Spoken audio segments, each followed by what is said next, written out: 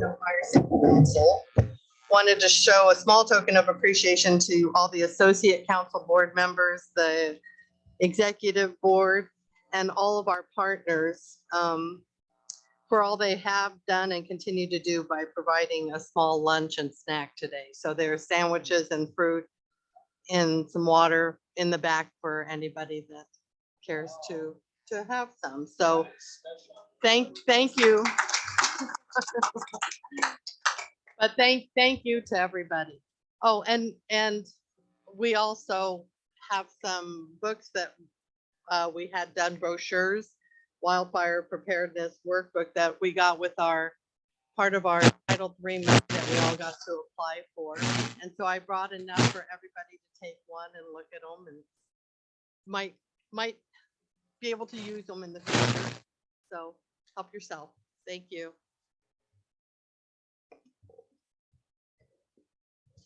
Thank you, Karen. And no one is going to turn down food, especially as good as that looks back there. Okay, number 4, approval of the agenda. Do I have approval from all those on the board in favor? So moved. A second? Any corrections or comments on the agenda? Okay, none heard. All board members in favor of the agenda, signify Aye. aye. Any opposed? All right, today's agenda is approved. Number 5, meeting minutes from the May 18th board meeting. Those in favor, do I have a motion to approve the minutes from May 18th?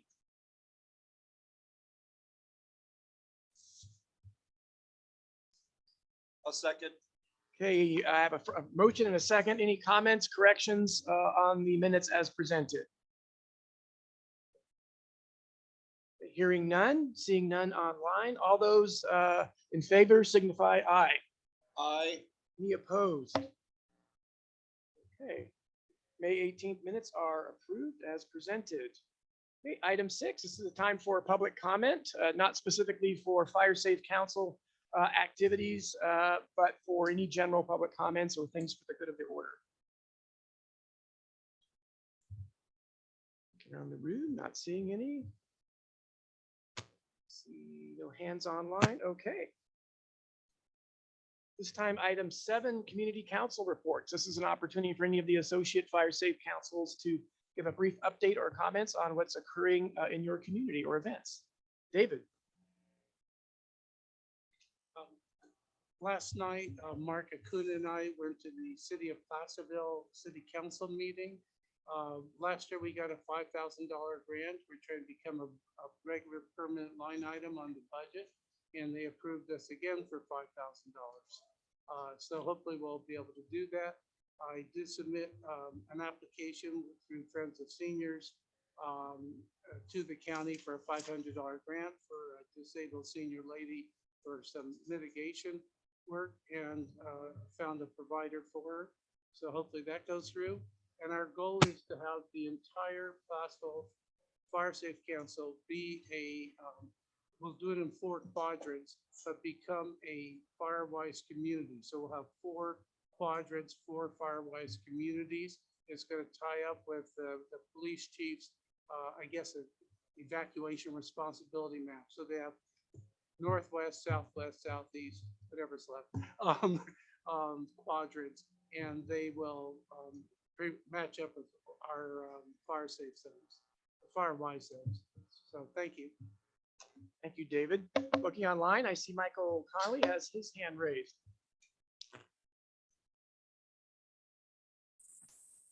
Thanks, Ken. The Auburn Lake Trails Fire Safe Council had a presentation by OES on Tuesday, the 7th.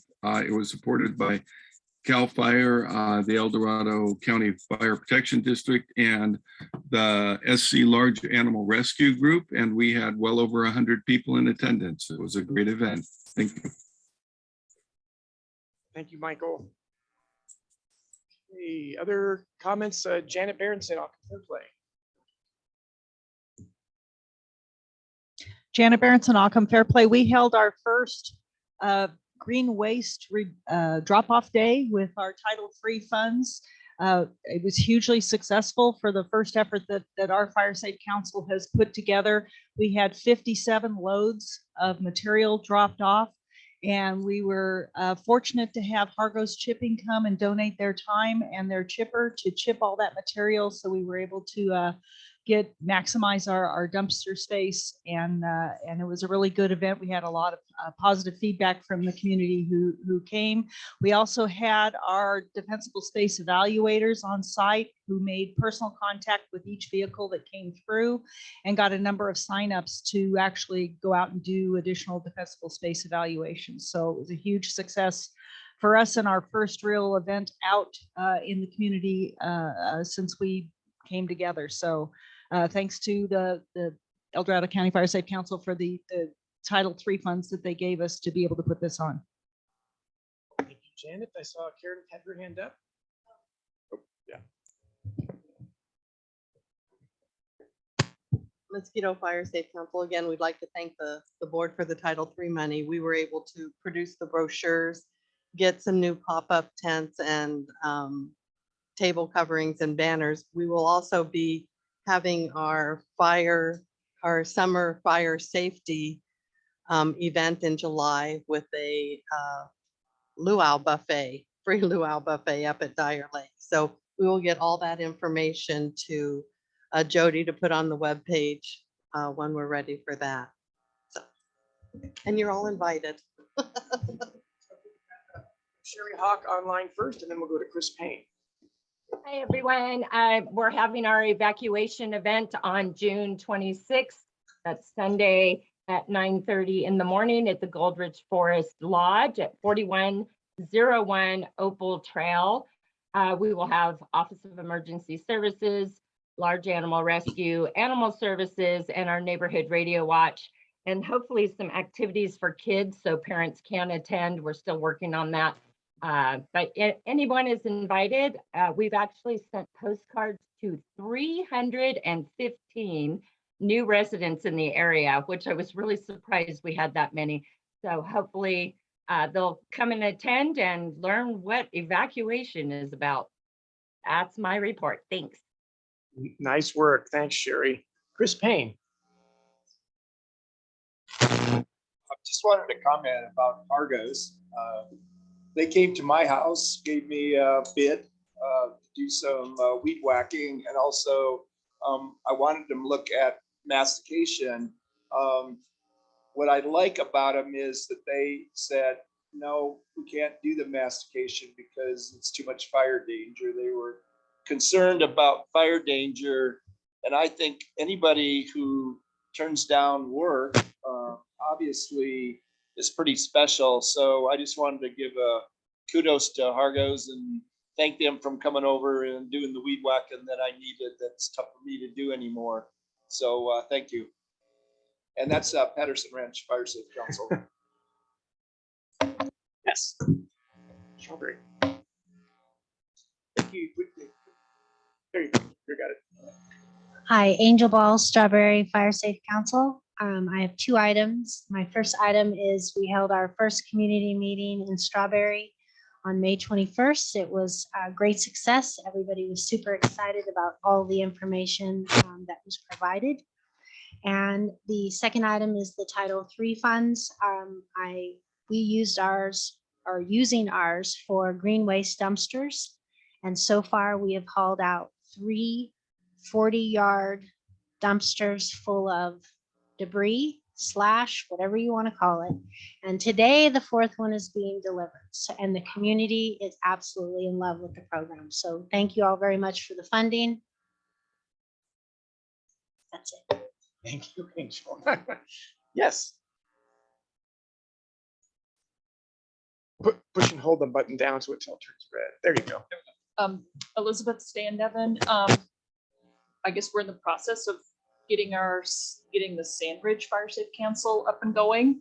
And we have a meeting scheduled for Monday, the 20th at the Pioneer Fire Department to gather the few people that we've connected with online and see if we can get something rolling. So Thanks. And I have your maps. Remind me before we. thank you. Outstanding. Any other comments? Yeah, Paul Gilchrist. Oh.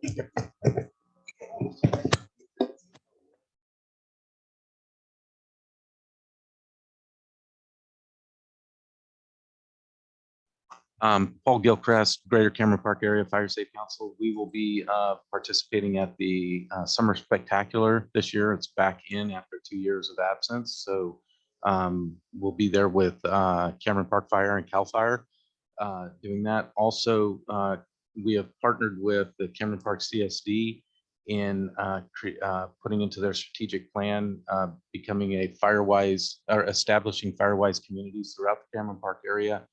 And we have also collaborated with the Chamber of Commerce and are working with them to get the word out as well.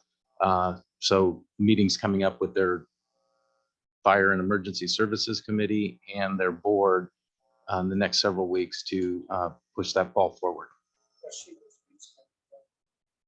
Chamber, yeah.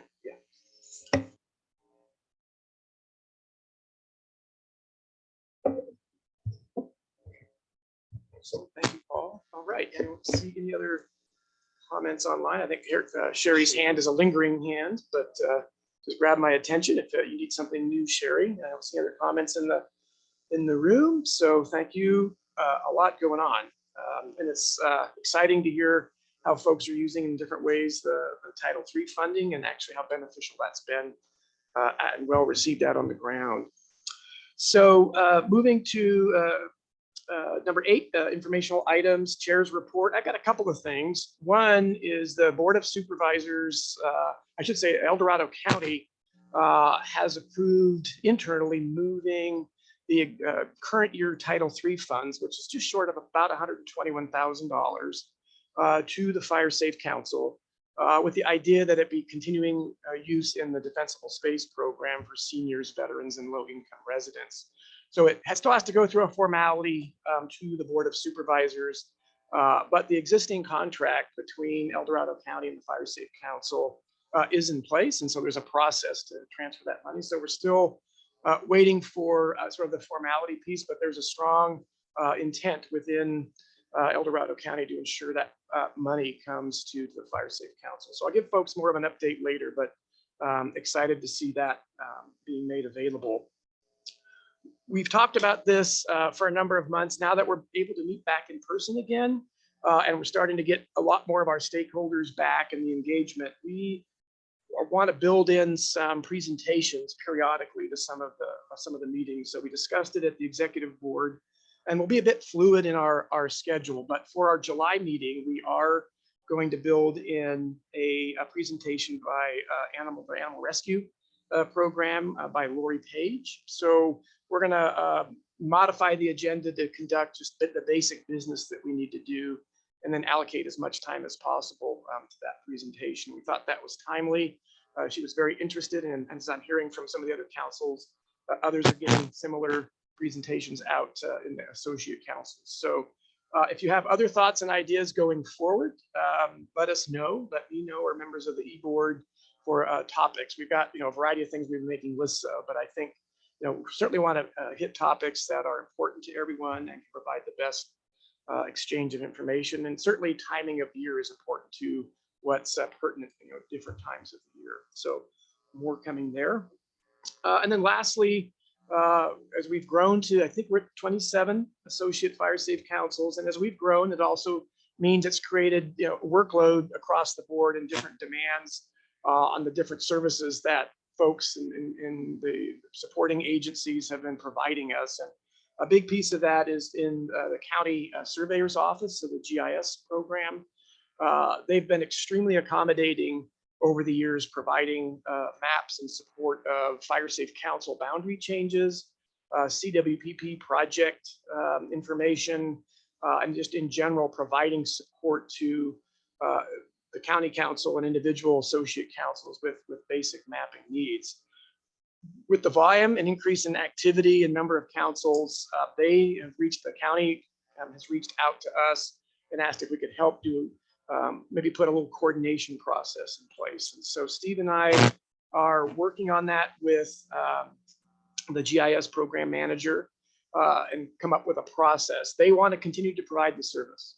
They're going to a fee-based model for, particularly supporting their other departments within the county. They want to be able to continue to provide a service to the Fire Safe Councils, but it needs to be more efficient. We can't have 27 different councils and multiple members of each council going directly to the GIS shop. So we'll come up with a more formal process, but in the interim, Steve's agreed to be a point of contact for GIS mapping requests for all of us. And then he'll work directly with Robin or designated staff within the GIS program. So what I would encourage everybody is think about your mapping projects. Do you really need the map? What do you need it for? And if you do, have you thought through your request so that it's very clear? If you're redoing boundaries for your Fire Safe Council or proposing different boundaries, because we know things change, think through the boundaries with your group, think through with your fire district and others before making the mapping request, because they're going to process making the map. They're not there to help you understand where your boundaries should be. That's something they don't know, and they expect that we sort of bring them a complete staff request. So again, to make it super efficient, think through the process, make sure it's something you really need, and try to bunch your requests, all of that. And again, Steve will be, for now, the point of contact, and we can certainly help you get through that. And we'll do something more formal probably here down the road. But anyway, that will make that easier for everyone. With that, that's all I've got on chair's report. I'm going to turn it over to Hugh, vice chair.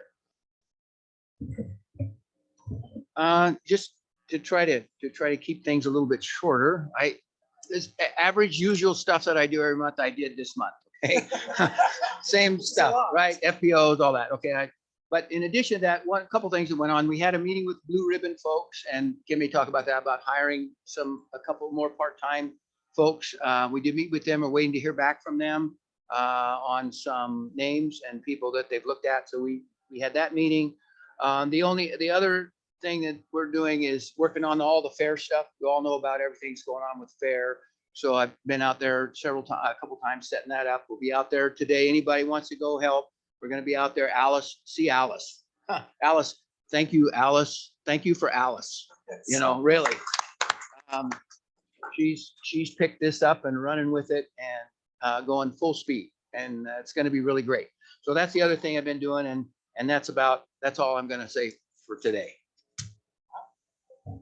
Yeah, sure. Yeah, but he'll be back saying something. Okay, thank you, Hugh. Next up, secretary's report, Karen. I just want to thank all the councils for getting their renewal forms into me. I got everybody's. Some of you avoided me, for a little while, but I caught up with you. So that's right. So I got all council renewals. Thank you. That's all.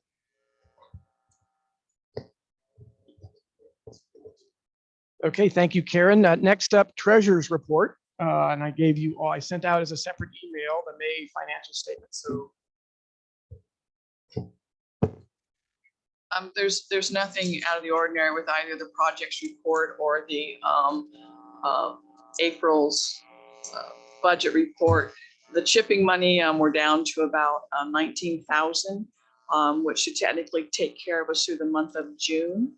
And then I will then ask for new money to carry us through an advancement to that. So that'll probably happen in July.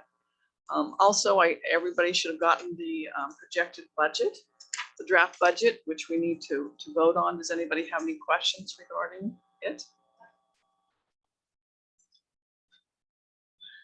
Help me, didn't you get $900,000 for chipping? I'm confused. Am I right, Pat? You're looking at me like I grew a sex pet. Now you're going back to what I said about the chipping money? Well, the word chipping. went Okay, into so my we have the brain, chipping money that's going on right now. But wasn't there some big grant? Well, that's different than, right now I'm talking about CAL FIRE, the money we have from CAL FIRE. And I asked for an advance way back in December. We're almost run through that advance. And so once we're through the advance, then I will reapply for a new advance for them. So that's what I am talking about. Yes, there are other, Pat, you want to address, there are other, I think. Sure. Sorry, I think you're talking the same thing. I think we have a grant that was approved, a significant grant, and originally there was about $1 million or so, a little less from, correct. But I think where it's confusion is the money's there, but we're getting advances from CAL FIRE to spend it.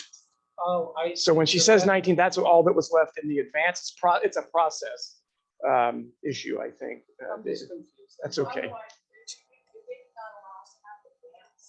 We would have to put the money out there on our own and then we would get paid. So they've allowed for advances because we don't have to use our own money. That's what it is. How long does that 900,000 good for? Is that like a few years? Yeah, I'll address that. Darn me. 2025. That's okay. 2025. Yeah, we planned for it to last for 2 years. The grant period is 3 years. So we have a little slot. If we don't use all the money up in those first 2 years as we planned, then we can just keep the program going into the third year until the money runs out. Okay, I'm just revealing my ignorance, which is my specialty, and thank you. That's all right. I might as well go ahead and just do the Yeah, we know. Let's finish the treasurer's report because we got, Okay, never because it's an mind. action item. and That way we can get full I'm attention out. to that. I have a question. I got a question on the budget. Are we taking these two items separately or? Yes, Or- I think what I'd like to do is take these separately. One is Okay. a motion for it, a vote for The financial report. Second is the budget for the next fiscal year. So I accept the report as written. Okay, we have a acceptance and a second for the monthly report as written. Any comments, questions relative to the budget report? All those in favor signify by saying aye. Anyone opposed? Okay, not seeing anyone online or here. So the budget report is approved.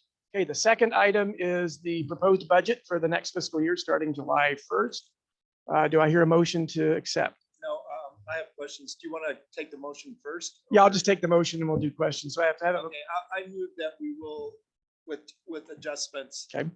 take the proposed budget as presented. Okay, a second. Karen Poland seconds. Okay, comments, Chris? Okay, discussion. I noted legal fees. You had $5,000 and then I went back to your last report and I see very little legal fees in terms of our current year. I guess I could look at every one of these items and there would be adjustments or some thought about why. And I don't want to, let's just take legal fees because that kind of answers my question. Why are we going with, let's say, $5,000 for legal fees? Do we anticipate that we're going to have some legal issues coming up or? Always have. Because there has been times we haven't had the last 3 years that we used to contact our lawyer for questions. Okay, and so it's been a number of years, but we've just put it in there. So if you want to put less, I mean, that's. No, again, I'm on a general basis. I just want everybody to know what's going into this proposed budget is essentially a continuation of philosophy, be more conservative, and also highlight that by being more conservative, the amount will be higher than it may be otherwise, but that's okay. And that I just wanted to understand if what she just said about the philosophy.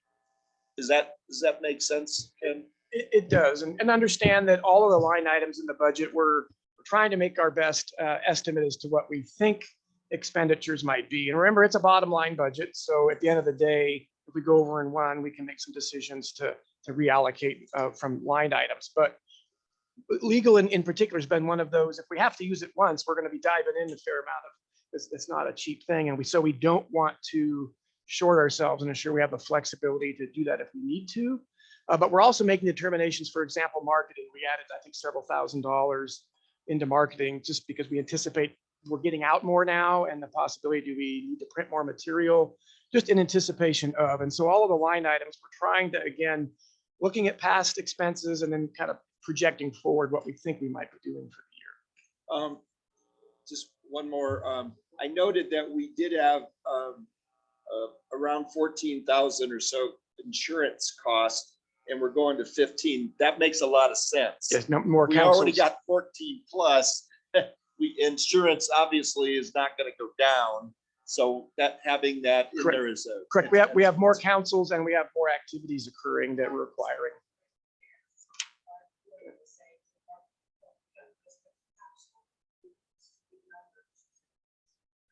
I will say though, on the case of marketing, since you just brought that up, we're actually having cut in half what we budgeted last year because we didn't spend much. But if we spend $2,000, which is 6,100 on this proposed budget, that'll be great because that'll be a change as you anticipate that there's going to be a change. So I think $2,000 is fine.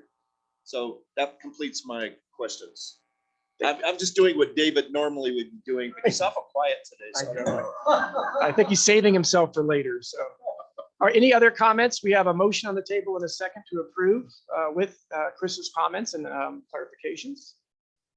Okay, all those in favor, say aye. Aye. Any opposed?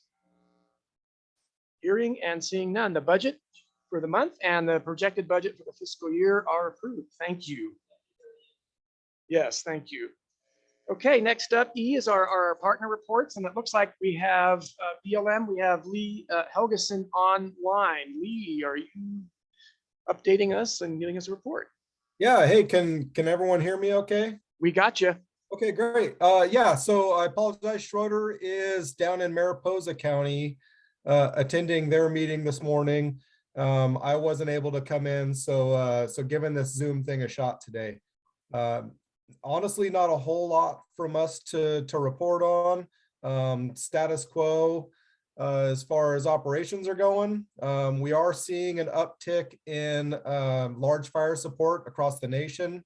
Jerry Martinez, the division chief for the BLM, he's assigned to the Angeles National Forest to the sheep fire. I've just recently come back from New Mexico. The orders are starting to come in. So that's taken a little bit of our time and our efforts. The only other thing to report, we have recently, as of about 2 weeks ago, gone into seasonal fire restrictions on BLM lands.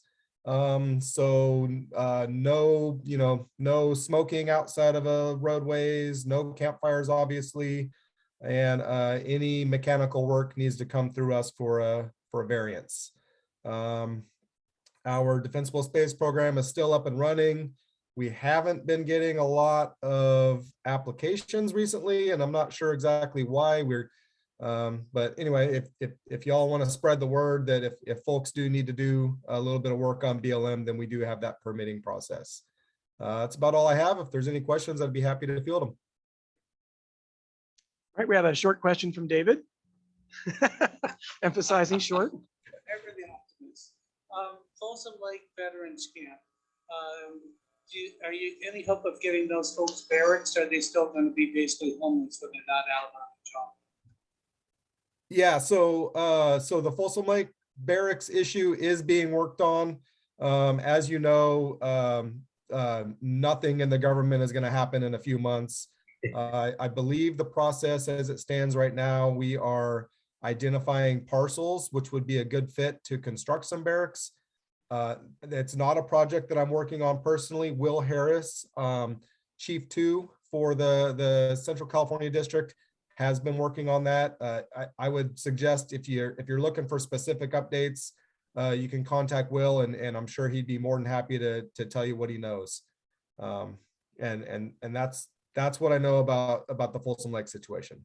Can you send to us by email perhaps that contact information? I seem to have a passion for this. Absolutely, yeah. I'll put Will's contact information in the chat, and you'll have it here real shortly. Okay, hopefully someone will copy. We'll get it. Yeah, we'll grab that from there. Thank you, Lee. Yep. Okay, Alice in the back. She's running to a microphone. I don't totally understand the BLM program, so if you could just explain how many 100 feet can a person ask for a permit to if they're adjacent to BLM land? Yeah, it's 200 feet is what we give, and we give that off of both infrastructure and property lines. So if you have an adjacent landowner that shares a border with the BLM, we allow up to 200 feet of treatment on BLM with a permit. Excellent. Thank you, Lee. Okay, seeing no other, Paul. See if you can grab that one.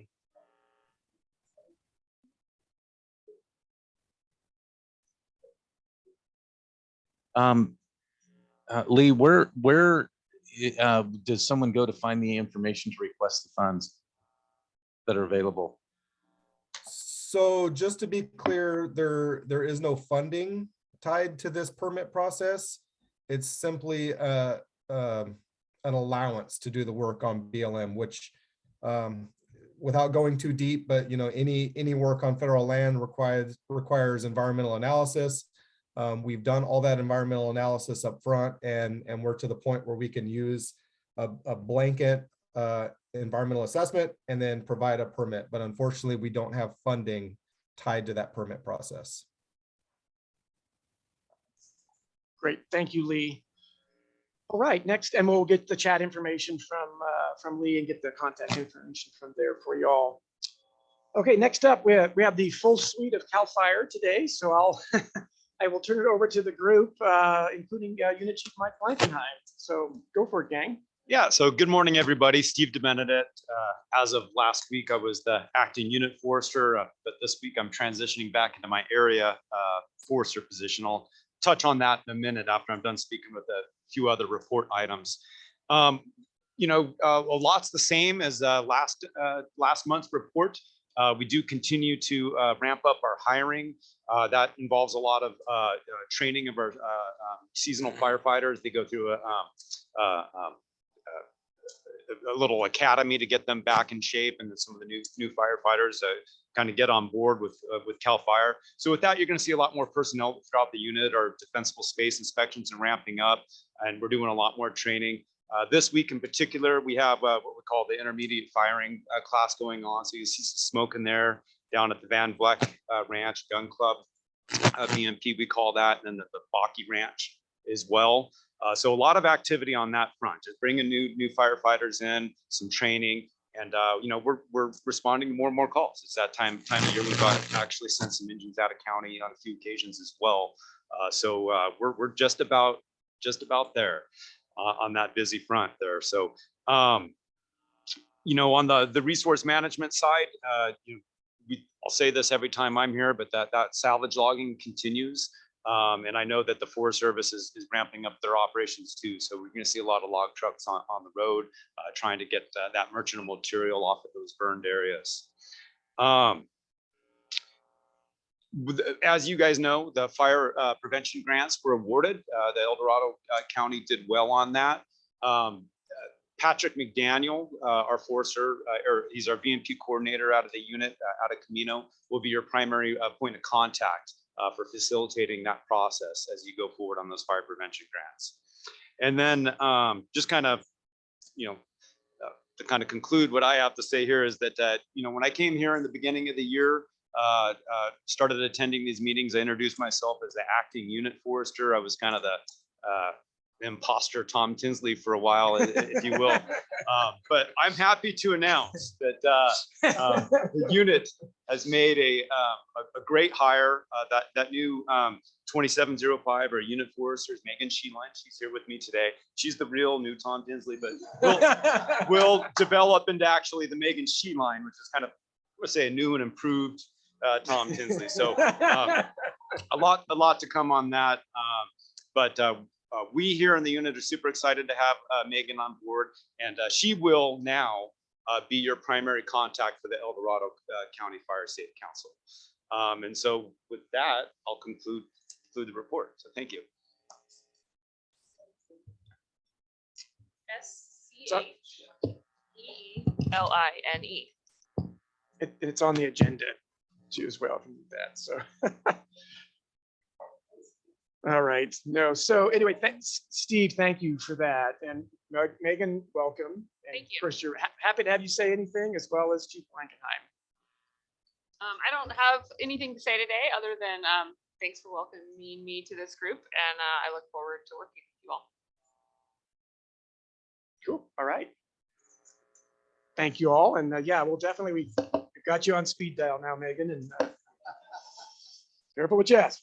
All right, so next up, Office of Wildfire Preparedness and Resilience. We've got Juliet Barwiz online. Juliet, the floor is yours.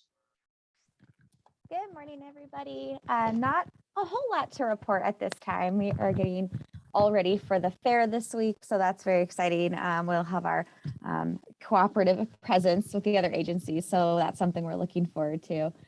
We are also about to get started on the inspections in our county emphasis areas, which are in Diamond Springs, sort of in that Union Mine area. And then the other inspection area is in Rescue. So we'll have those two inspections starting, or those county emphasis areas starting approximately in early July. And we will also be getting maps up of those areas on our website pretty soon here as we start to kick off once everything's finalized and the official communication's been made to the public. So that's what we've got going on there. If anyone has any questions, I'm happy to help. Thank you, Juliet. And maybe I can tag on to the end of this for something that we've been working with just a couple of different folks on some thoughts and ideas. And I know I've approached several of the associate councils, but it's really related to what's going on in the Office of Wildfire Preparedness, is defensible space, collecting information. As we know, we've through both two weekends of program workshops put on by Alice and many others, as well as the CAL FIRE space training. We have a large number of community members through the associate councils who, many of you have been giving a lot of background and information to really go out and assist homeowners with evaluations to help them get their properties where they need to be. I've talked about this a lot, but as we're trending, going forward, there's a lot of interest and support statewide for where communities and counties are really working together for larger landscape projects where there's a real good picture of what's going on. And defensible space and home hardening are really at the core of a lot of what we're going to be seeing, as you all know, going into the future. Well, the biggest challenge we all have is collecting information. How do we in El Dorado County articulate what we're doing? And so a number of years ago, the Fire Marshal's Office of CAL FIRE developed what was called a collector app. And so that became the standard for doing defensible space inspections by not only CAL FIRE, but many of the local government agencies utilizing that program. Since that, now that the new version of that's called Field Mapper. And it's just an updated, improved version. It includes home hardening information. And so here in El Dorado County, that is the accepted form of doing inspections by the agencies officially to get that done. And all that data is collected. And it's available at the county so that as we're looking at maps, we're planning projects, we can look and see where we've been concentrating inspections and where we maybe need to be doing other work or where we need to focus more on inspection. So the value in having that information is very significant. The county GIS office prepared what's called Survey 123, and it's basically taking the DSpace evaluation form that folks are using to provide the community evaluations and made an application from it so that we could use it if we wish out, we're collecting the exact same information, but we're putting it in a data format. You and I have been reaching out to a couple of the associate councils to see if there's some interest in a pilot program, to see if the evaluators are interested in using that. We've talked to Oak Hill and Occam Fairplay.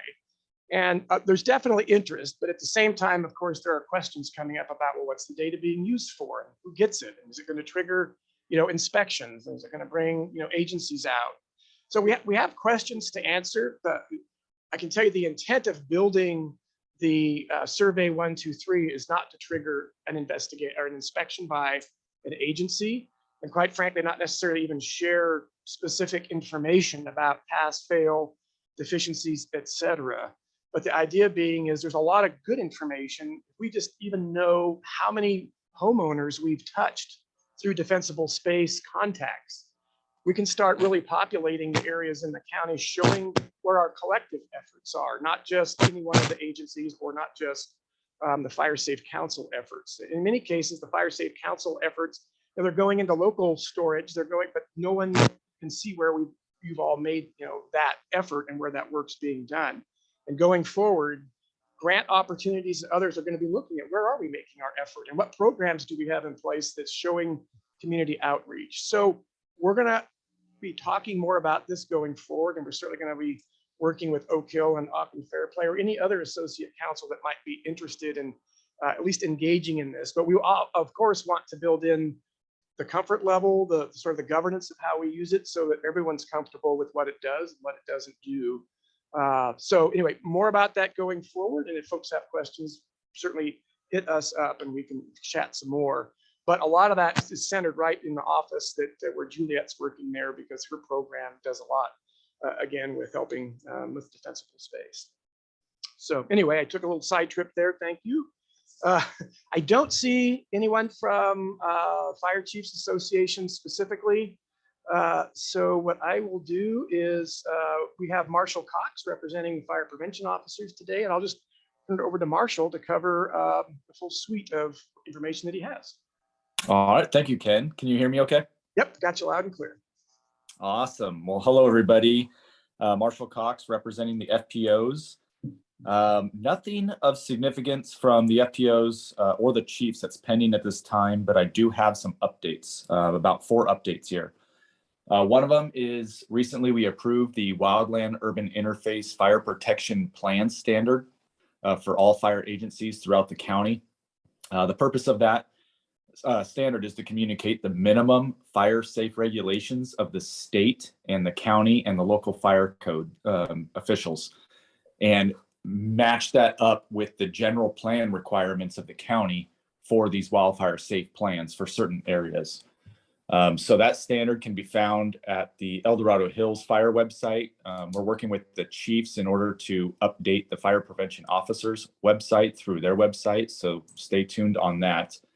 But we will be listing all of those standards, including this fire safe plan standard there.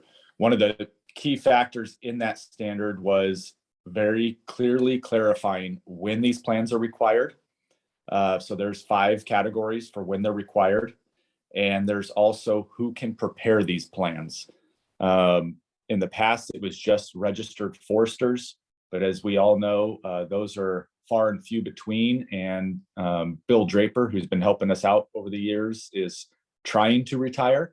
And so we're looking to open that spectrum up a little bit to allow for other individuals that may have the experience needed to be able to prepare these plans for the agencies and for the county. So more to come on that. It is 2022, which means the 2023 fire code is being printed, and we're going to have 6 months starting July 1st to update and amend that fire code for our local needs. So you'll see us very active at the FPO and chief level between July 1st and January 1st here. We're also going to be tying in with the building folks to make sure that as they adopt the building code in their sections, that we're jiving together to make it as easy for the community and for the county as possible for our code adoption. Title 14 update. I know that's been pending for a few years now. I know there is nothing finalized yet. I know there's still some meetings that are pending in the future. I don't know those dates of those, but I can always get those for anybody that wants to know about that. But I know there is a focus on that ember resistant zone, the 0 to 5 feet around structures. So I think that's going to be a pretty hot topic and a good topic to prevent home to home ignition or even wildland to home ignition. So keep your eyes on that. And the last thing I have is we will be there at the fair booth with our partners the 16th through the 19th this week. So we're looking forward to that. I think there's about 5 booths that are going to be tied together, providing a ton of information to the community members. And we got some interactive ideas to get people involved and pictures and handouts and things like that. So we're looking forward to it. And that is the end of my report. If there's any questions, I'll take those now. Thank you, Marshall. I am looking around the room, not seeing any hands, not seeing anything online. All Well, right. thank you, Marshall, for stepping in on this and with the information. And yes, thank you also for the fire prevention officers. And I know, kind of deferring to Alice towards we get to her report at the end on the fair. We've got a number of things to cover, but I just want to echo the comments. Thank you to, there's actually six different organizations that we're all together at the fair, and it's pretty neat. And you guys have done a huge amount of work helping get your programs there. So thank you. Well, happy to help. Thanks, everybody. Next up, the ENF, Colorado National Forest. Nikki Johnny is here with us today. Welcome, Nikki. Hi. You're good. Okay, good. So I'm Nikki Johnny. I'm the Forest Fire Management Officer.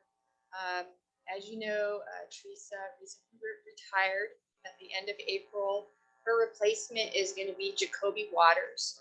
He'll be Chief 3, and he will be starting July 15th. So hopefully he will be at this next meeting on the 20th. Brad Stewart accepted the position. He's already in place as Chief 2, my assistant. And he has been working on a grant for you, and we're just about done with grants and agreements, and that's for the shaded field breaks in Sierra Springs, Volcanoville, roadside field break, Grizzly Flat, hazardous fuel reduction, and mosquito hazard fuel reduction. So that's about, I would say, really close to being done. We have been supporting New Mexico and Arizona. In fact, they've already been there and back. And so that's why I missed the last meeting. But we are starting to support Southern California as well. So thankfully, we've gotten those few days of rain in the last couple of weeks on the El Dorado. Fair participation, we will be participating with Forest Resilience to go along with your discussion.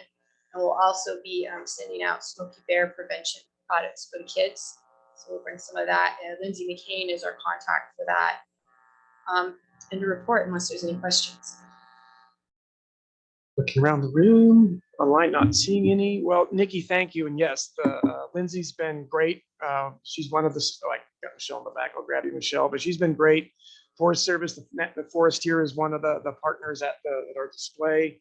And also just a shout out to Brad. He's been, again, with pinch hitting on the Stevens Authority grants. It's been great. I know it was a lot of information that needed to get exchanged in a very quick amount of time. So thank you. I see Michelle in the back. I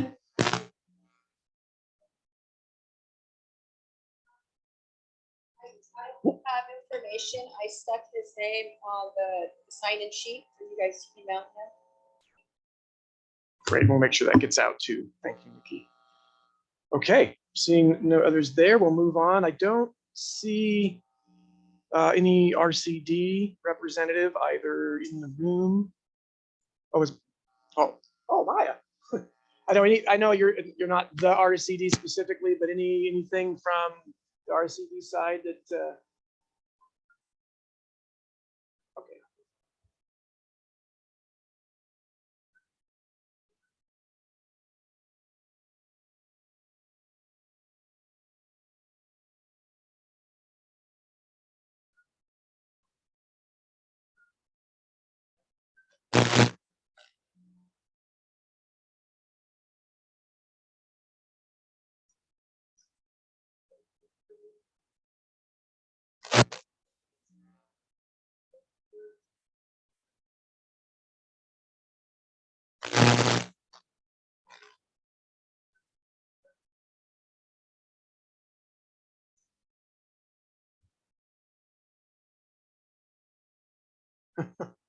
No, that's fine. Thank you, Maya. Maya's been doing, triple duty. Again, she's our fire safe coordinator. So she's, she's responsive to all of us. So she wears multiple hats, just happens to be supported, at the RCD. But getting out, getting to know folks, and then she's been engaging very closely with Juliet and the Office of Wildfire Resiliency. So a lot going on there. And as she said, with the 6 partners, the RCD is, again, one of the significant, contributors and partners at the fair. Let's see, Chris. First of all, I don't know. I've never met her. So I'm not sure, maybe others have, you maybe have, but I'd like to know who she is, and also the importance of RCD in the business of wildfire and safety is critically important, as we know. Mark has been very giving, but at the same time, very busy. To be able to have him on our calls has been extremely beneficial. So this report that was just given by this lady, I appreciate it because she's filling in and she's telling us things that we probably didn't know. But at the same time, I want her to go back and let Mark know that we love him to be on our meetings for what he can tell us. You understand, and I don't know if you can put it in different words, Ken, but you know what I mean. Yeah, no, okay. So understand, this is where, maybe I'll just take a second so everybody understands. So we did introduce Maya at the last meeting. She's been out, she's been meeting many of you. So yeah, Maya Davis is the fire safe coordinator. Maya came on board in early May. Her office is housed at the RCD, but understand she works for, technically the grant comes from the State Fire Safe Council to El Dorado County. And so the county's been embracing in support of this on all of our behalfs, and then subcontracted with the RCD so that we could get Maya on board in a timely manner. But she has spent a lot of time reaching out to everyone and continues to do that as we sort of work our way through, this new role of having a fire safe coordinator that fits right up underneath what the Office of Wildfire Preparedness and Resilience is doing, and the partnership, but particularly between the Fire Safe Council, the county, and the Resource Conservation District. So she's been going full speed, and she's been also trying to get up to speed on a lot of the programs and activities in the county, while at the same time we've been giving her guidance on how to plug in and the kinds of things that we see going forward. And she's given oversight from, we have a technical advisory committee between the RCD, the Fire Safe Council, and the county. And so we've been engaging frequently on kind of guiding her through how to do that. And we're actually building her some office space at the county administrator's office, which is where the Office of Wildfire Preparedness is housed, so that she can really absorb a lot of the discussions that we're having and in support of the working group, et cetera. So because she had a mask on, I didn't recognize her. So thank you, Maya, for your report. It was very good. I do want to add, though, Ken, that she fills the role that we haven't had in place for many years. As the business that we're all in has gotten, I'll call it, more modern, she has been a critical element. Now she fills that role. And so thank you very much, Ken, for your comments. And so Maya, can you step up to a microphone? I want to make sure everybody can hear you. Say about the RCD, there has been a little bit of turnover recently. So Mark is currently the only employee. He's managing every project that they're working on while he's hiring additional people. He's trying to fill 3 different positions and also coordinate the fair and be everybody's boss. So he's spread a little thin, but he laments not being here, and he's very interested in the activities of this group. And that's it. Thank you, Maya. Okay, so Smud, Eric Brown, I know he's got conflicts with his day job trying to get here and align with us. But we'll keep trying, and hopefully some opportunities for Eric open up, because we do miss having him here at our meetings. I spoke to Mike Webb at PG&E yesterday. They have a statewide or a company-wide emergency preparedness exercise going on this week, and so they are all actively engaged in some exercises relative to that. He wasn't able to be online with us today, but he'll be back with us again next month. And then I do see, and I'm looking for him again here, I saw Sergeant Bear online with the El Dorado Sheriff Office of Emergency Services. So I will turn it over to you if you've got anything to say. Hey, Bear had to step out, so this is Deputy Whitlock. Oh, hey there. All he had to say was we're working on transitioning from Code Red over to the Rave system. We currently have both systems up right now. We're going to keep Code Red for, undetermined amount of time for now. But we just want to make sure that we can migrate everybody from Code Red over to Rave. Also, we'll be at the fair. We'll have our search and rescue folks out there helping with first aid and lost children kind of stuff. We'll also be handing out some cards with new signups for Rave, so people can just scan the cards and do the input. But it's kind of an exciting system. It gives us more abilities when we send out those messages, and more interactive with the community. So that's about all we got. Well, a couple of things I want to make sure gets covered, because I know that there'll be a bunch of questions on this, but number one, make sure, because this is the way it's been explained to me, is that folks can continue to sign up for Code Red, and that all of the information is going to be migrated to Rave. So folks, if you're already signed up, you don't need to do anything different. I just want to confirm that's the information. That is correct. Okay, for those of us in South County, we got a real live Code Red experience last night with a lost person. So anybody that saw that did. So yeah, that was me. Yeah, right. And just confirm it. Is it RAV or RAVE? It's RAVE. Okay. And that's basically who it's powered by.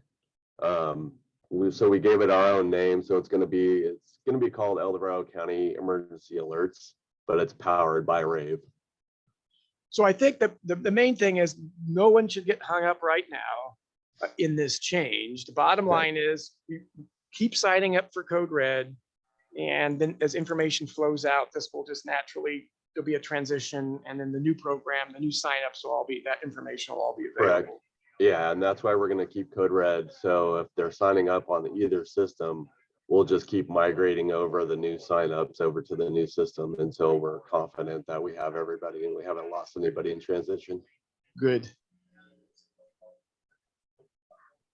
Yeah, we'll get more information out, Paul, when I get hung up on it, because I don't think it's advertised as that yet. Yeah, it's not out to the community yet. Yeah. Sherry Hawk, you've got a question. I don't have a question. Actually, I have a huge thank you. I myself have been really wanting something different, and I am so just grateful that you guys have adopted something better. So just major appreciation. That's it. You're welcome. We're kind of backed by the state in this new system. So it was something that they picked and we picked up on it, and we're just kind of rolling with it and see how it goes. Outstanding. I would like to say we hopefully don't have to use it this year, but we just never know. So great. Seeing no other questions or comments, very much appreciate you being here. Thank you. Yeah, thank you. Okay, so we have no old business, but we will transition right into new business number 10, and what we've all been waiting for, elections and all the strong arming and et cetera that's gone on. So I'm going to turn it over to you, council. Who's chairing the strong arm? Well, before I go too far, I want to thank Karen Pullen and David Zelinski for their help, as well as all of you who are running for office and cast your ballots. We got them, most all of them back from you quickly. And I guess the way to do this is to turn this over to Karen, let her tell you where we are, and then I'll go through, as far as the ballots, she can tell us how many got back. Wrap this. I think got 2 more. Okay. So let's see. I didn't give her any warning. No, she did. So the only ones that are outstanding, Chris Payne, did you? He gave, okay. So then the only one that I have outstanding is Jim Stewart and possibly Heather, but I think, yeah. And Jim Hiddens. And so both of those two are, so then we have everybody. We're just need to do, after the general board, we need to do the 5 new candidates are allowed to vote for the executive as well. All right, well, I guess the easiest way for me to do this, rather than to go through all the candidates, let me say it this way. Everything this year is the same as last year, with the exception of the following. Okay? Okay, there's a few folks, there are a few that want to take a little respite from the board. They want to take some time off and back out. And those people are Maureen. Oh, it's not a respite. Oh, yeah, that's what she says. That's what she says now, that's okay. I'm waiting for the day that she comes back. Also Jim Stewart is stepping down. Heather has stepped back, said she needs some time. Kay Campbell is the other one. So those are the 4 that have said, hey, we're just going to step back for a bit, and some said maybe more than a bit, but a bit. And then we got some new ones, or that those that have stayed. Karen Pullen is staying where she is, and those that were up for election. Chris Payne is staying where he is. Joe Antoncino is staying. And Sherry Hawk is staying, and Michael Connolly is staying. Okay, we also have some new, we have some new folks, I think. No, we have to vote. Well, it won't matter. You know what? There's not enough votes that'll be out there that'll make a difference. So we're gonna have some new people on the e-board, Angel, on the board. On the board of directors, excuse me, on the board of directors. Sorry, I'm just getting older. The board of directors. Angel Ball from Strawberry will be on the board. Janet Berenson will be on the board from Auckland Fairplay. Alice Cantelo going to be on from Oak Hill. Dorothy Fine from Camino will be on, and Paul Penn from Diamond Springs will be our parliament. Will be on. Okay, now we have to, those new, yeah, we have to elect the officers. I've got the new people on the board have an opportunity to vote, and I'm not sure how we want to do that, for the e-board. That's where we are, right? Yeah. Oh, well, then we need to vote. Yeah, okay. So I guess normally it's Karen, but I'll do it. Okay, I guess we have to vote for those that are going to make up the board of directors. So I guess I just ask for anybody, all those in favor of that? Anybody opposed? Crickets. Okay, that's good. All right, so that is the new board. The new board, you want me to tell them who that is? Oh, Joe. Ballots that were sent out. So just, yes. No, I think we just have to wait. bottom line is, as Hugh read who the new directors are and who's stepping back, that was based on all of the ballots that were sent out and the votes that were returned. But we have some new people now that are on the board of directors. that have the Right. So the you just voted to put the new board of directors in place based on the ballots presented. Now, the second half of this is to establish the new set of officers, the executive board, based on the new suite of the directors. So the new, I'm trying to see how many we got that are here. Paul Penn is here. Alice is here. Janet is here. Joe is here. No, Joe stepped off. Dorothy is here. So I guess you just wait for me to run out and give them a ballot, let them vote. Or do you want to ask if they're opposed to any of it? Okay, rather than have you fill out paper, any of those folks that are here that were been voted on the board, the ones I just went through, that are opposed to any of the executive board candidates, and those are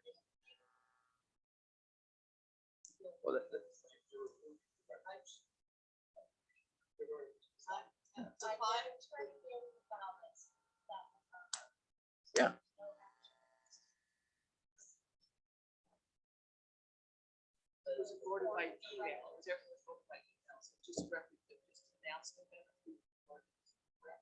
What you just did. Yeah, that's a board. Now we got to worry about the keyboard.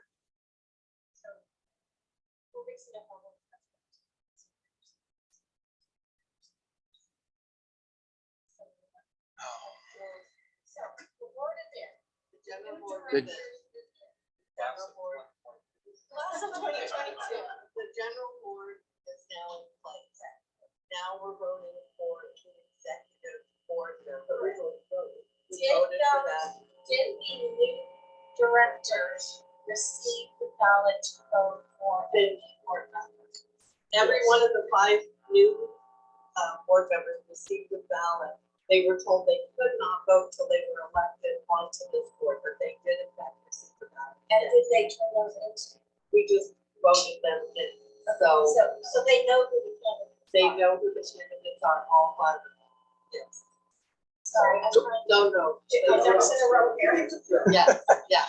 So all of the 5 new candidates that were just voted on to the general board all received ballots showing who the executive board members that are running are. And we're told that they could vote after they were elected onto that, which they have been. So asking them if they oppose any of it is probably. Can you slate of board directors? Yes, I can. The chair is Ken Pimlott. The vice chair is you counsel, myself. The secretary will be Karen Pullen. The treasurer will be Janet Barrettson. And the parliamentarian would be Paul Penn. So point of order. This first part where we elect the new board, I feel very confident that we've succeeded. Now, on the part about the executive board, it's can be done a different number of ways, but one of the ways is that we have a slate of 5 individuals. So I could make a motion as a board member that we approve the slate of e-board directors. I could do that if you allowed me to do that. And then if there was a second, and then if anybody wanted to do a counter slate, which I don't think is going to happen, they could present their case and then we could vote on it. But right now we seem like we do have a motion and we have a second to accept the slate of Ken Pimlott, Hugh Council, Karen Pullen, Janet Barrettson, and Paul Penn as our e-board. And that's my motion. So let me back it up to Karen here for a second. Understanding that this year it's a hybrid meeting. So of course it's a challenge when we're trying to solicit input and votes online. So again, thank you for the patience and bearing with us. Most importantly for us, it's the process is transparent.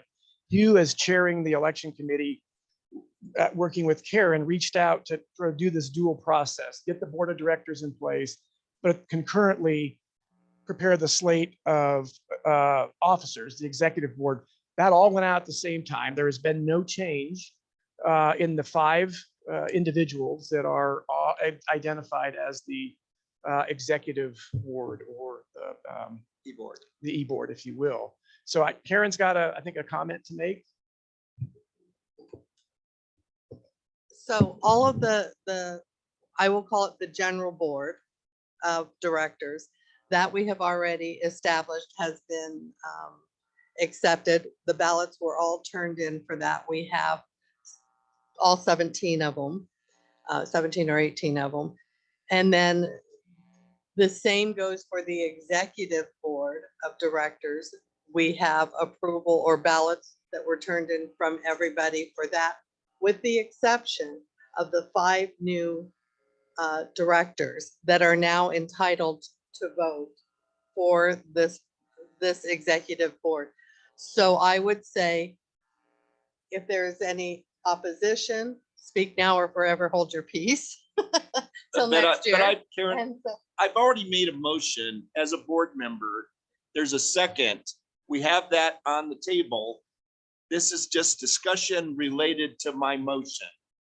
I would like to just finish. I just wanted to clarify to everyone, because we're trying to be as transparent as possible because of the online and in-person vote.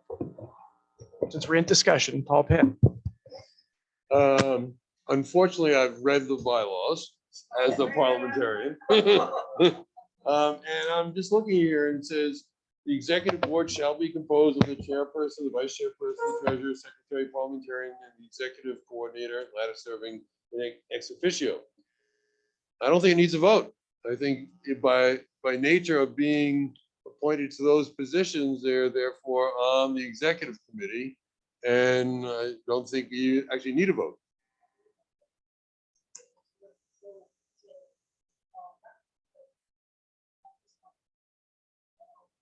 Right. But once the board of directors has been voted on and accepted, therefore that's who's on the executive committee and doesn't need anything else. No, because because the board of directors then has to make the determination as to who fills those 5 positions. Yeah. And so, and so coming back to the motion on the table, I want to make this clean and simple. Yeah. The board of directors, prior to today's vote, all approved the 5 e-board members. So we've got 5 outstanding new individuals that are directors that need an opportunity to vote. So I would like to amend the motion on the table to say, can we provide rather than go through a paper process, can we give the 5 members, the new members of the board of directors, an opportunity to state verbally, do they support the slate of candidates for the e-board as presented?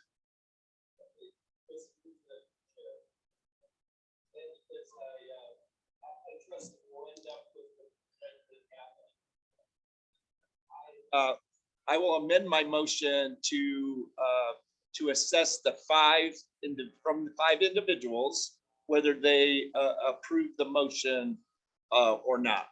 Because we got a motion in a second, whether you want it or not, until we remove it or pull it. And I'm not willing to pull it. So I'll amend my motion to have the query. I would, by name, if they're present, I would have them vote, the 5 of them. So I would like to disagree because everybody here on the board is silent. We did it by an email. Is it fair for them to have to now publicly say they want them or not? I don't think that's fair for them. Well, yes, it is, and I'll tell you why. Because they were not members of the board when they voted. So for right now, they could do it silently or they can do it verbally. I don't care. But I was just going to go with a one. Everybody say aye or nay and obviously that's not what you guys want to do. Well, I just want to say one thing. It kind of doesn't matter what they say because we already have a majority or all the others. Okay, so here's what, so let me, so since we've got a motion on the table, I'd like to have the 5 new directors just vote. Okay. Sure. Just wanted to make one comment is the new members added to the board are the class of 2022. It's not the entire new board. It's only those that were for this cycle. That is correct. Thank you. So if everybody could bear with us for a second, where we're at is we're submitting paper ballots to the 5 new board members. As soon as we receive those back, we will tally that up and confirm the vote.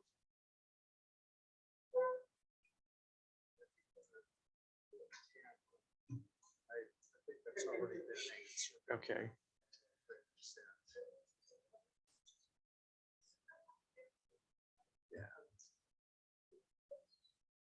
Just count the votes.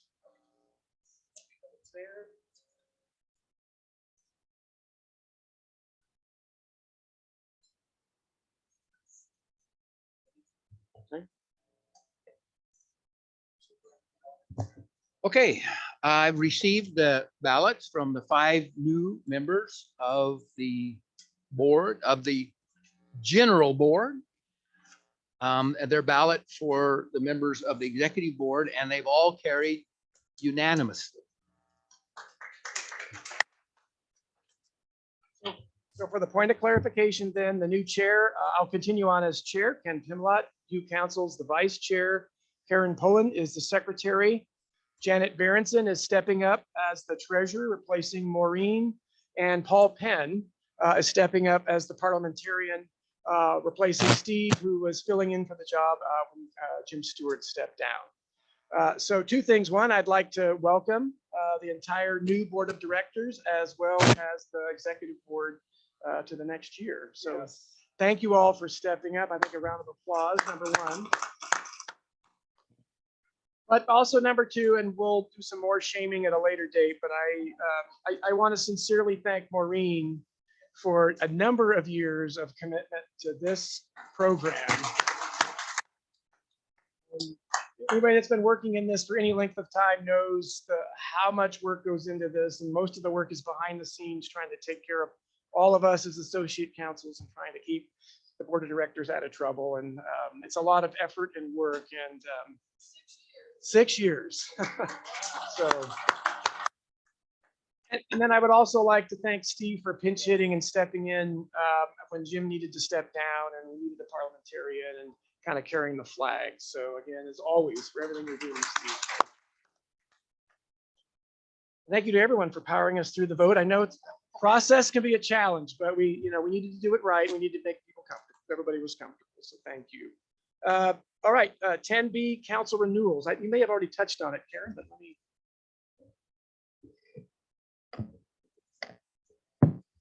Thank you. So we got everybody's renewal forms in.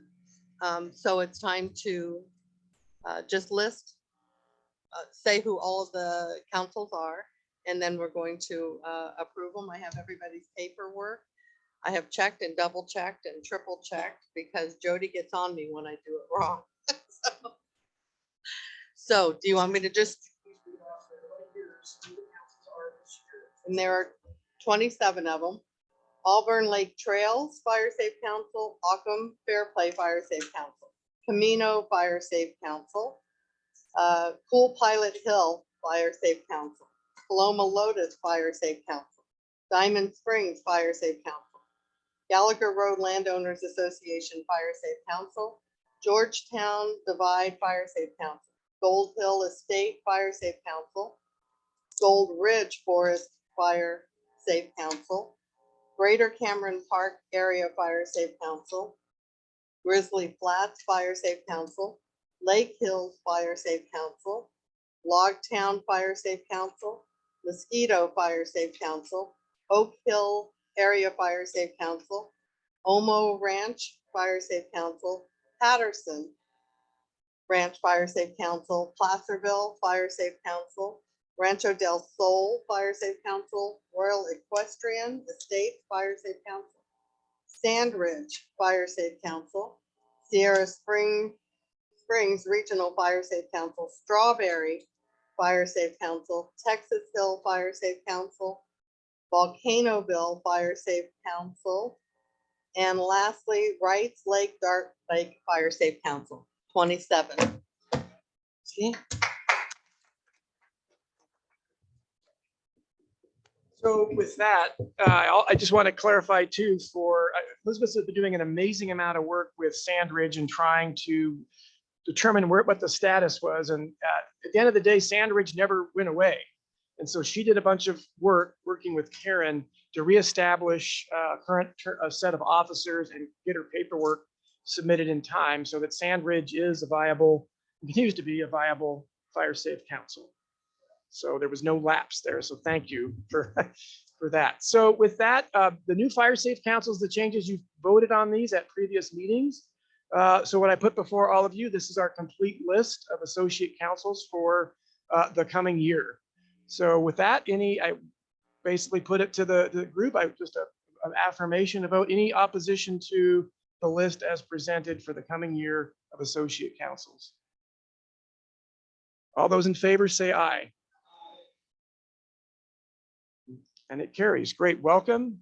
Thank you, Karen, again, for an amazing amount of work, again, getting that put together. Okay, item 11A, program chipping report. Jody. Oh, yeah. Chipping program is up and running. We did 57 jobs in May, including a neighborhood chipping day in Logtown.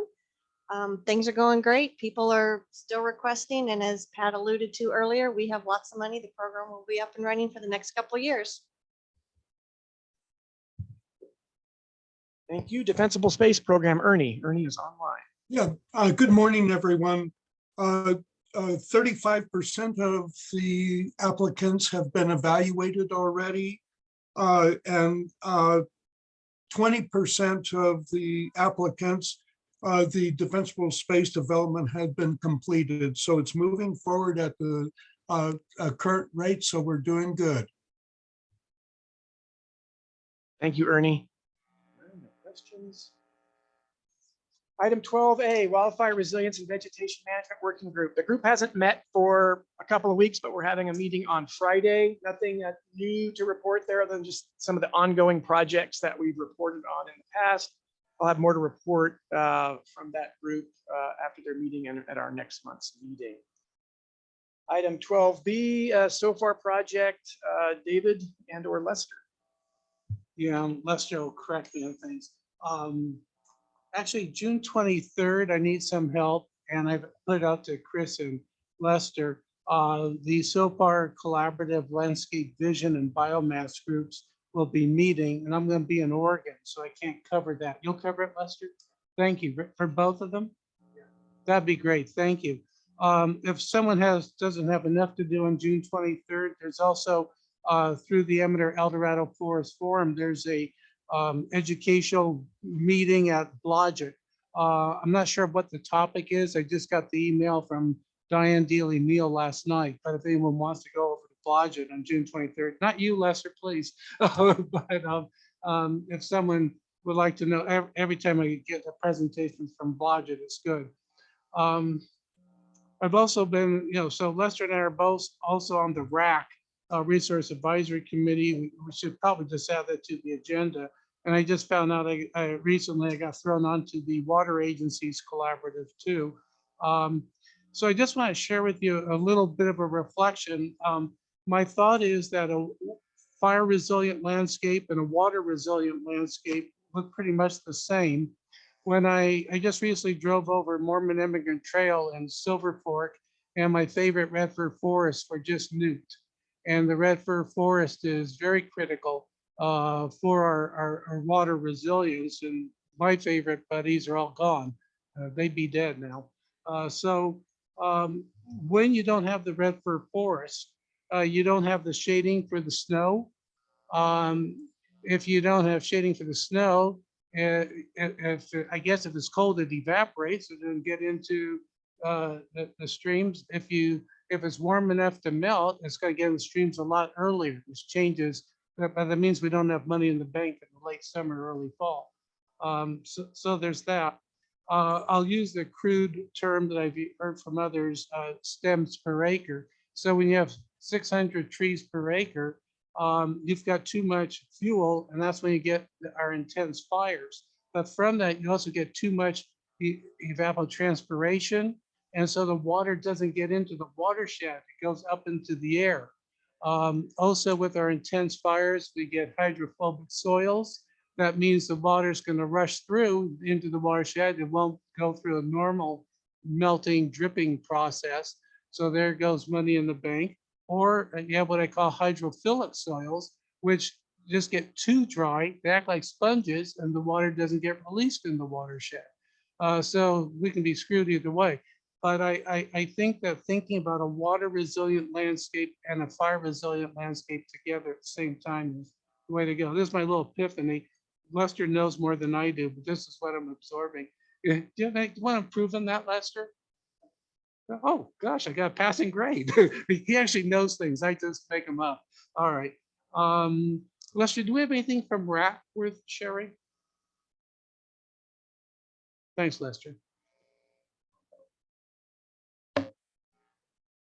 Actually, the one other thing I was going to mention was July through SOFAR and the Amador Calaveras Consensus Group, July 14th and 15th, there's a post-fire restoration workshop that if folks are interested, there's going to be a field trip one day out to the Power Fire, and then also a number of just on the 14th and then various presentations. And information on that can be found on the Amador Calaveras Consensus Group website.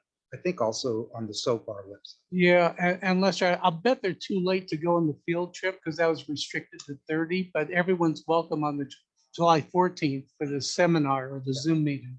Am I right?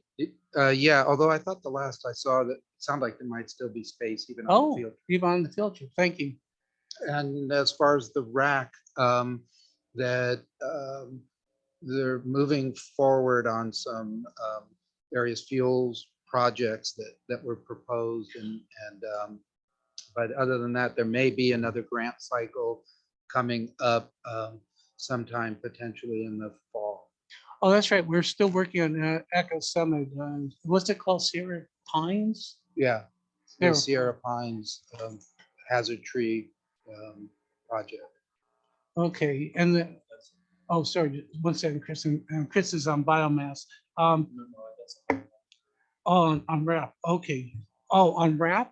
Yes. Okay, also on RAP, it's June 28th, and that's it? That's the 28th. Okay, yes, so I don't have a RAP report yet, but Chris and I apparently are both going to attend RAP. And then I did get Eric Nacita, our soil scientist, to present to the SOFAR group. And again, that reflects on everything. I'm just getting soil and hydrology kind of tied together in my head. Chris, do you have anything else? Well, we're not at biomass. We're not by, no, we're on RAP. Just to add, I do have the RAP email in front of me that David's alluding to. It is June 28th, 1 p.m. RAP, for those of you that don't know, is Wildfire Risk Reduction and Asset Protection Project. We're excited to, they said they were excited to present Michael Newman on the wildfire prepared home. He's gonna have a presentation during this virtual meeting. Also, CAL FIRE's Daniel Berlant is back to answer questions and continue the conversation on wildfire risk reduction. And so David is very, very deliberate in his attendance. I'm not so deliberate in mine, but it sounds like there's a couple of good topics. If you want any additional information, David could help you with the virtual address, I believe. We both have the email, so that's it. That's it for RAP, Ken. All right, thank you both. Chili Bar so far, Tamara, any update there? Hi. I guess the biggest update is that we received our forest health grant from CAL FIRE. I don't know if that was announced at the last meeting because I had to leave early. So it's a little under $5 million and it will include 1,500 acres on private land. So big fuel break in the North Kelsey area. And the other part I'm really excited about is it also includes a big chunk of money to do project planning in the community of Garden Valley. So we'll be able to do project, priority project scoping and some preliminary environmental work, CEQA, et cetera. So that will set us up to apply for grants for the Garden Valley area. So we're just systematically trying to work from Chili Bar up to Georgetown over, however many years it's going to take us to do there. And then we'll probably start all over again because then we'll have to redo it. But anyway, that's where we're at. So I'm very excited about that grant we just got. Now we just have to do it. Yes. Well, congratulations, Tamara. That you all worked really hard to get that. And so I know a lot of work to come, but you guys nailed that. Next up, so Chris, brief update on the biomass working group. So this morning, I talked to Supervisor Turnbull, and I talked to Greg Stanton, who is the county's biomass cogeneration person.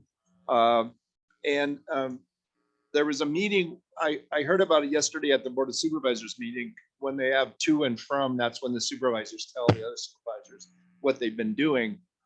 That there was a very important meeting. I'll say it's very important because it's my perspective, but at Camino, Ken attended as one of the attendants. There was a number of people from SPI, Sierra Pacific Industries, also from Mountain Enterprises. There was a person. There was a number of people from the county, including the administrative individuals that would be part of the money part of from the county. George Turnbull was there. Ken was there, like I said before. What was being discussed, for those of you that don't know, Camino was a lumber mill at one time. They used to have huge stacks of timbers, sprinklers on them, just a natural, it was as a business, long-standing historical lumber mill. It got closed. SPI bought it and ran it for a while, and then felt that the economy wasn't there, and they do most of their business out of Lincoln. So everything's trucked, including anything slash. It gets put in a truck and it gets sent there to Lincoln at their plant. They have, I believe, a cogeneration. Do they have a cogeneration there, Ken, in Lincoln? Or I believe so. It's a functional. What it does is it helps their business there with combustion and biomass. So what we're looking for Camino then is something in El Dorado County. I understand, unless Ken tells me otherwise, that'll be a larger plant. It won't be a 1 megawatt. It'll be something more in the 10, 20 size wise. And there's a lot of property in Camino now because it's not being used for a mill. And they've been leasing or renting certain spatial areas. And so this is a great location to have it. It's central. It's got power lines coming into it as it was a mill. Now that power could go out as part of the grid. Nothing is set, just a discussion about an hour or so, maybe a little more. And Ken, do you want to add? Because I'm coming to the conclusion of my report. Is there anything more that I might raise or highlight that you were actually there? No, I think you hit it. Bottom line is they're exploring options for processing all the biomass coming off of all of our fuels reduction and other projects. And the biggest challenge is how to make biomass pencil out economically because the hauling costs and the cost of building the infrastructure to do it and then connecting to the grid. And so it was trying to find an opportunity for place and see if they can partner with SPI to get that done. But it's present lots of conversations. There's a bit of a ways to go on it, but it was a good meeting to get that going. And Chris, we're really going to have to move on. Couple, just highlight Georgetown, the school districts also looking at biomass cogeneration. And also in the town of El Dorado, there's the Northern Lumber Mill. It also, we're looking at possibility of having biomass cogeneration there. Thank you. Welcome. A lot of effort going on there, which is good to see that. Okay, 13A. I know there's a lot here, and Pat, thanks for your patience, but grants and funding. No problem. I'll try to make it quick. The real good news is we were awarded 3 out of our 6 applications for CAL FIRE greenhouse gas reduction grants, totaling about $4.1 million. The 3 that were awarded were residential hazard tree removal, 1.4 million, South County fuel reduction by Lester, about 2 million. And that one's unique because it brought several councils together and made a joint application. And then critical road fuel reduction in Coloma Lotus. Now, having said that those grants were awarded, doesn't mean that those programs are going to start real soon, David. Because there's still like a 90-day period to finalize the grant agreement with CAL FIRE. And then we have to get contractors in place, get procedures in place, get databases in place. So I don't anticipate anything starting until early next year. Yeah, early next year, like January. So that's kind of where we are on those. We did get about 50% of the ones that we put in were awarded. That's pretty darn good. And maybe even more important, about 63% of the total dollars requested were awarded. So as Chief said, we came out pretty well in that effort. And thanks to the ADU for all your input on those decisions. We also, as Tamara said, got a forest health grant from CAL FIRE for $4.4 million or thereabouts. And we have a Zoom meeting with Ryan Wemmer tomorrow to start tying up some of the loose ends and details and paperwork, Form 9s and all that kind of stuff. Stevens Authority from the Forest Service. We got almost $800,000 increase in the Forest Service agreement, which operates similar to a grant. And so Volcanoville, 132,000 for roadside, Mosquito, 200,000, and Sierra Springs, 309,000. So that brings our total Stevens Authority grant to about 1.7 million. Quickly, PG&E, we put in for a grant, $100,000 grant to give $5,000 to participating fire safe councils for community cleanup days. We have not heard anything. I was going to poke Mike Webb today. The problem with that is it has to be completed by October. We thought we were going to start in May. And so that window is closing rapidly for us to be able to actually, if they award us that grant, for us to actually be able to execute it. So that's kind of the bad news. El Dorado Disposal just has a limited capacity to do dumpster delivery on weekends. So we'll just see where that goes. The good news is the Title III money opportunity has filled the void and allowed many fire safe councils to go ahead and proceed with community cleanup days. The California State Fire Safe Council had opened some Forest Service grants for $100,000 each, but Mosquito is the only one that applied, so we're waiting for a response. And that's pretty much it. I'll just quickly say that in the last 15 years, we've had 34 grants total, $16.5 million thereabout. Of those, about 20 have been completed. We have 9 that are currently in work, including the $1 million for the chipping program, which is good for the next couple years. So we don't have any problems there. And then 5 that I just talked about that were just awarded, that we are going through all of the administrative, getting the ducks in line before we can actually start work on the ground. End of report.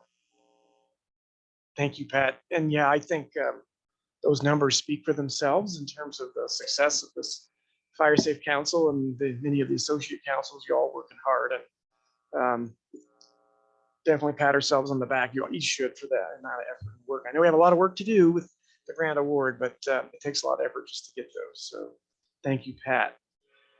Okay, next up, Alice has been stepping up for us has taken over the community outreach and public speaking. And one of the first projects she dove into wholeheartedly was the county fair. And this is when a number of us in the County Office of Wildfire Preparedness sort of threw this idea out there about sort of late in the game about seeing if we could bring organizations and agencies together, sort of to at least show the partnership in one place. And so what it's turned into is this really organized space there at the fair of these 6 different organizations. And so Matt, Alice, I wanted to turn it over to you. I know there's more going on than just the fair. There's some other workshops and things, but you have the floor. Yeah, so the fair is going to be exciting, and we're going to be both talking to people about hardening homes and giving them some advice on things like that. But also we're trying to showcase some of these grants so people can actually see maps of what's going on in their area and trying to show all the things that the Fire Safe Council is doing. I just wanted to mention that we've got 9 or 10 different Fire Safe Councils that are helping with this. I want to thank you all for that. We do already have just this morning another cancellation. So someone had to step out because of an emergency in their family. And so if there's anybody from one of the other Fire Safe Councils who wants to join us on Thursday morning from 11:45 to 3:45, please see me. What's that? No, Jan can't make it. And we do have the tickets, right? Yes, and we have the free tickets. And so people who are helping know about how they can get those tickets today. And if you want to, again, join us with that one extra spot, I would so appreciate it. And then the other thing, like you mentioned, was we have the speaker series that's been going. The idea was especially to be trying to hit all the assessors that we have out there, because those home assessments of 1-to-1 are just so key and so important for connecting with our community. And so we want those people to know as much as they're willing to absorb. And so in addition to the CAL FIRE basic training that they got, we have a defensible deep dive that is available online. There's also Kit's great presentation from, I think it was last week, on Firescape landscaping. That's also going to be online soon. And I'm hoping to have one possibly in August, then also on home hardening in particular. And maybe we'll even have Hugh Council as our speaker on that. I'm still working on him. Anyway, so watch for those. And again, the goal is to especially hit people who are doing assessments, but also some of these new Fire Safe Councils or any new leadership in your Fire Safe Council. Thank you. Thank you, Alice. Hugh has a comment. Yeah, I just have one comment. Alice, I don't know if you got your Janet Mills had called. Did you get her? Okay. Thank you. David. Are those I'm sorry, it's on the County Fire Safe Council website for those training films? Is that what I heard? Yeah, it's a little under education. There's a long list that's unorganized, but in there's one that says dispensable space deep dive, and there's another one soon that will say fire safe landscaping. That kind of go in order of time, I think, but we may work on that eventually. Thank you, Alice. Okay, next up, Governance Committee. Karen, anything new to add there? Okay, no new to report. New council formation and orientation.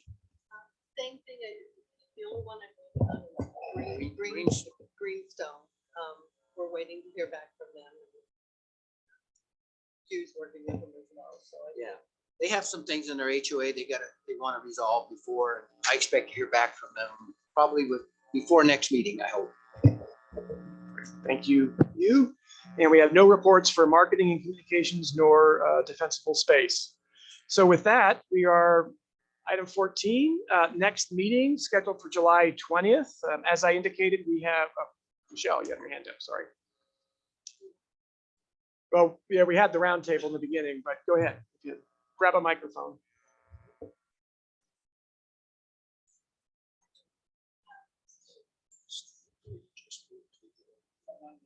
Yeah, he's been trying to reach it. Okay, awesome. I thought I could just yell. Just wanted to say thank you to Lester and all those that were getting this grant together that Elm Ranch was involved in. So that's pretty awesome. We definitely need some work up there to be done. So thank you to CAL FIRE for accepting us. And just what I mentioned, we did have a Green Waste Day this last weekend that was really successful. Put out a bid and got a contract with a really good up and coming Future Fires Academy. Check them out. I'm not endorsing them, but I'm supporting their cause. And they did a lot of great work in our community and helping to clean up our Station 37.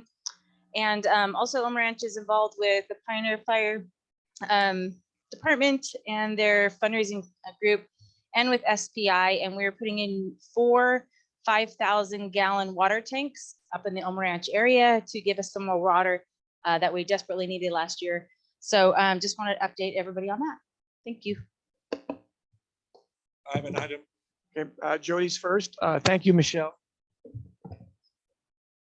We've got a lot going on, a lot of meetings, a lot of activities. Please send that information to me so I can put it on the events calendar on our website so it reaches people instead of going, oh, I thought there was something going on and I didn't know. So send that information to me, please, so I can get it on the calendar. Because we have a new board now, and because I stained my shirt, my El Dorado County Fire Safe Council, I was hoping we might get an order in for shirts. That's my good of the order. I'm hoping we can get an order in. Yeah, we'll reach out to folks and for those that need it and see what we can do there. Yes, thank you. All right, thank you. All right, seeing none, nothing additional. Again, next meeting's July 20th. Don't forget, we'll have animal rescue as our presentation. And again, thank you everybody for attending. And yes, I had a big note, food in the back, so please take it. The meeting is adjourned.